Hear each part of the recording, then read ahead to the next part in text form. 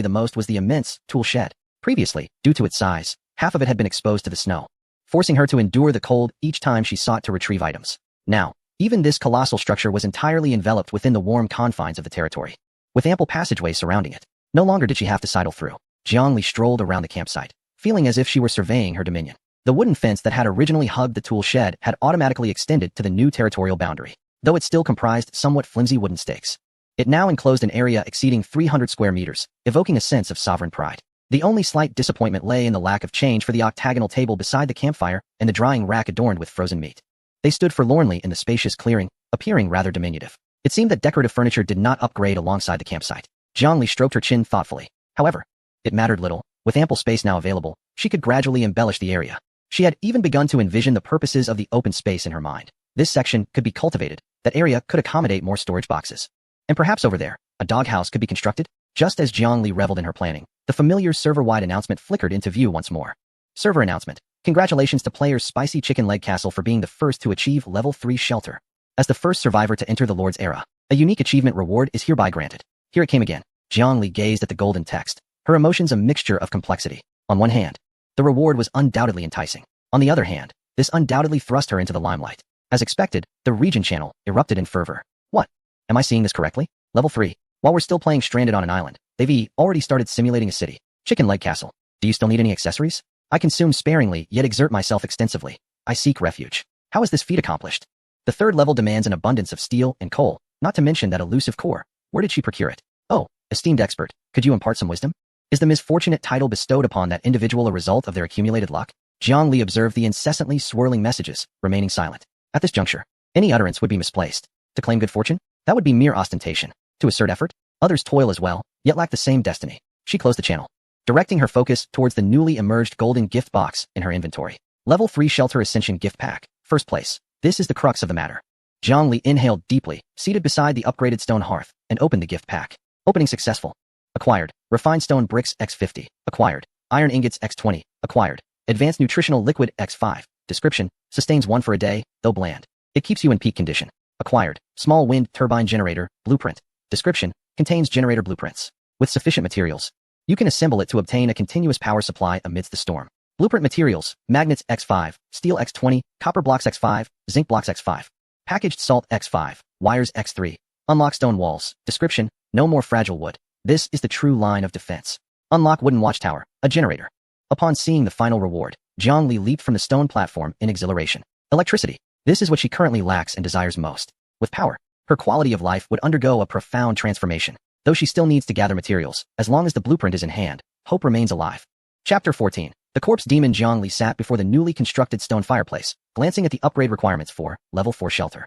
Wood X2000, stone bricks X500, refined iron X300, copper blocks X100, energy cores X10, precision electronic components X50. The demands had multiplied tenfold. Jiangli's lips twitched slightly as she decisively closed the panel. This is nothing short of robbery. It seems improbable that she will gather these materials in the near term. Never mind, she would take her time.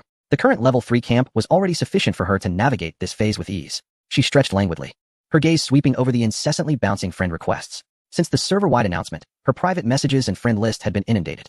The 99 red notifications were enough to provoke claustrophobia. Big Bull Barbecue. Sister, I possess an 8-pack. Just provide me with shelter, and I'm open to any position.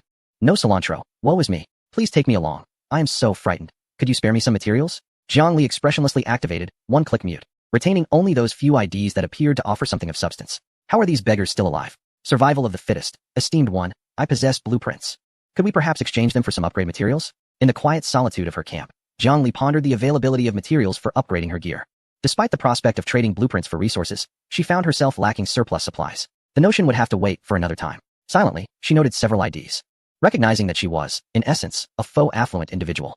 Ideally, one would rely on the rewards from survival boxes found in the wilderness to amass resources, yet inexplicably, she had not encountered any. Her lead over others stemmed solely from the initial toolbox and her relentless dedication to chopping wood, allowing her to accumulate resources at a quicker pace. She even fancied that her lumberjack skills could rival those of the famed Bald Chong. Her current advantage lay in her ability to craft tools without the constraints of workbench levels. Possessing the blueprints granted her the means to create. The camp was enveloped in tranquility as Jiangli surveyed her surroundings. The upgraded wooden and stone main structure appeared sturdier and more reliable, while the soft bedding exuded comfort. She had diligently stocked the fire pit with fuel for 2 days, and as she observed the steady flames, she retreated to the restroom for a warm wash. Content. She returned to her room and nestled into her cozy bed, the soft texture enveloping her entire being, eliciting a satisfied sigh. This was the essence of life. As her consciousness gradually faded, she slipped into slumber. Time passed unmeasured until an eerie creaking sound pierced the serenity, akin to someone forcefully shaking the outer fence. Interspersed with guttural, hoarse cries. Ugh, cuckoo, cuckoo, waka. Jiang Li's eyes flew open. The abnormal noises, foreign to the howling winds and swirling snow, instilled a sense of urgency within her. She glanced at the system clock, 001500, just past midnight. What could it be? Quickly, she rolled out of bed, utilizing the dim light from the fireplace to don her thick work jacket and snow boots. Approaching the corner of the room, she grasped the two hand axes she had used for chopping wood. Taking a deep breath, she pushed open the door. A gust of frigid air, laced with snowflakes, rushed at her. Thanks to the camp's protective rules, the wind was bearable, yet the sight before her was far more disconcerting than the storm itself. Outside the camp, a multitude of figures loomed beyond the wooden fence. Upon closer inspection, illuminated by the flickering light of the campfire, she discerned their true nature. These beings were hunched, their skin a ghastly shade of ashen blue, draped in tattered rags. Some were missing limbs, while others had heads askew on their shoulders, contorted in grotesque postures as they leaned against the fence. The creaking sound continued as they extended their emaciated arms, mechanically shaking the wooden barrier, their nails leaving ghastly white scratches on the surface. Despite their sluggish movements, there were scores of them, densely packed, easily numbering in the dozens. Were these the undead? Jiang Li recalled the system's earlier warning. The fence will prove useful to you. So this was the moment it was meant for. Her heart raced, and her palms grew clammy around the axe. If it were only a few, she might have dared to rush out and slay them. However, with such a dense throng, who could ascertain whether these creatures were contagious? Would a mere scratch lead to mutation? Fortunately, after a careful observation, she discerned that these undead seemed to possess little intelligence and lacked the power to instantly dismantle defenses. They were merely driven by instinct, drawn to the light and warmth of the campfire, attempting to push their way in, yet thwarted by the defensive barrier established by the system. The seemingly precarious wooden fence, under the influence of the system's regulations, proved surprisingly resilient. As long as the fence remained intact, she was temporarily safe.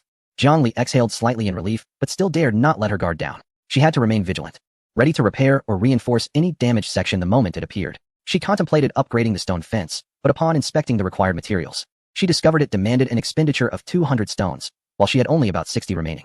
At that moment, a distressed, beastly roar echoed from afar. Jiang Li turned towards the sound. Approximately 50 meters from the camp's edge, a petite figure was anxiously jumping about. It was the elven girl. She seemed intent on reaching Jiang Li, yet every attempt to approach was thwarted by several wandering undead that repelled her. Run. Although the distance was great and the wind howled, Jiang Li could faintly hear her somewhat halting human cries. The girl transformed into a live jaguar, attempting to utilize her speed to break through the encirclement, but after only a few strides, she was obstructed by several undead emerging from the snow. Moments later, she morphed into a clumsy brown bear, standing tall to roar in an attempt to intimidate the creatures. However, the undead exhibited no fear. They continued their relentless emergence from the shadows. Jiang Li furrowed her brow. It seemed the girl wanted to warn her of impending danger, or perhaps sought to assist her. The bread she had given over the past few days had not been in vain. Jiang Li felt a warmth in her heart, but it was swiftly overshadowed by concern. She realized the elven girl's situation was growing increasingly perilous. The number of undead vastly exceeded expectations, converging from all directions. The barrier at the camp prevented them from entering. But as a result, more undead began to be drawn to the lively presence of the girl outside. The encirclement was tightening. The brown bear swatted away one undead with a swipe of its paw, yet more surged forward, clawing at its fur. With a painful growl, the girl reverted to her human form, agilely scrambling up a withered tree. Yet, the undead did not disperse. Instead, they began to climb the tree like a stack of dominoes. Even more undead swayed and encircled the tree, rendering it impenetrable. Damn it! Jiang Li spat vehemently. Should she save her or not? Logic dictated that the safest course of action was to huddle within the camp, waiting for dawn and for the undead to dissipate. Rushing out to rescue her could very well cost her own life. However, as Jiang Li gazed upon the trembling figure nestled within the branches of the tree, an overwhelming sense of guilt washed over her. She could not guarantee that the wooden fence would withstand the onslaught of the undead. Outside the barrier, the cacophony of the undead's howls echoed relentlessly, their relentless battering resonating like a frenzied drumbeat, assaulting her every nerve. The sensation of being besieged left Jiang Li thoroughly unsettled, particularly as decaying arms occasionally reached through the crevices. It was imperative to take action, otherwise, the fence would not last until dawn. Sooner or later, a confrontation was inevitable. She might as well test her mettle. It was also an opportunity to gauge her physical prowess. After all, since her strength had reached the remarkable level of 17, she had yet to engage in any formal combat. Gritting her teeth, Jiang Li's gaze sharpened with determination. Chapter 15. The rescue of the elven maiden. Jiang Li recalled the weapon enhancement item she had hesitated to use, now beckoning for its application. As the time for battle approached, it was indeed essential to possess a reliable weapon. She glanced at the dual axes in her hands. If not now, would she save them for a festive occasion? With resolute conviction, she retrieved the scroll and applied the enhancement to her axes. A verdant glow enveloped the blades, transforming the once ordinary steel into a masterpiece adorned with dark golden vine-like patterns. while the handles conformed perfectly to